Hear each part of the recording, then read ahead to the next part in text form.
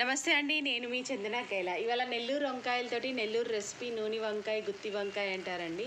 చేసుకుందాం. నేను ఈ అరకిలో వంకాయలకి 2 స్పూన్లు ధనియాలు, 2 స్పూన్లు పచ్చని పప్పు, 1 స్పూన్ జీలకర్ర, 1 స్పూన్ నువ్వులు తీసుకున్నానండి.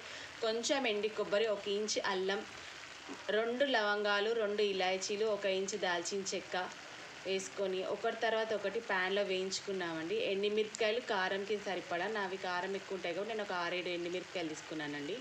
చక్క అన్నీ వేయించేసుకొని మిక్సీ జార్లో వేసుకొని 2 పెద్ద ఉల్లిపాయలు, 2 టమాటాలు, అల్లం వెల్లిపాయ వేసి దాంట్లోనే ఉప్పు పసుపు వేసి చింతపండు వేసి నేను మిక్సీ పట్టుకున్నానండి. ఆ పేస్ట్ మిక్సీ చక్కగా పేస్ట్ అయ్యాక వంకాయలు 4 సైడ్లు కట్ చేసుకొని ఉప్పులో పెట్టున్నాను. అది ఒకటి తర్వాత ఒకటి స్టఫ్ చేసుకొని నీట్గా వంకాయలన్నీ చక్కగా స్టఫ్ చేసుకొని పెట్టుకోవాలండి.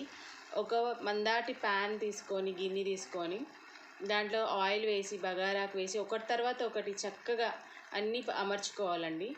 అవన్నీ పెట్టేసుకున్నాక మూత పెట్టి ఒక సైడ్ మగ్గించుకోవాలండి.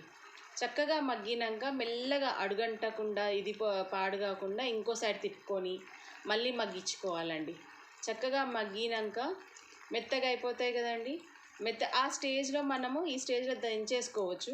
లేదు మనకి గ్రేవీ కావాలంటే మనం పట్టిన పేస్ట్ కొంచెం మిగిలిపోతుంది కదా, అది వేసి దాంట్లో కొంచెం వాటర్ వేసి మళ్ళీ మూత పెట్టి ఒక 10 నిమిషాలు మగ్గించుకొని చక్కగా కొత్తిమీర వేసుకొని ఉప్పు చూసుకొని ఒకసారి కొత్తిమీర వేసేసుకొని మగ్గిచ్చేసుకుంటే రెడీ అండి. ఎంతో యమ్మీ గుత్తి వంకాయ కూర. ఆహా ఏమి రుచి, తినరా మై మరచి రోజు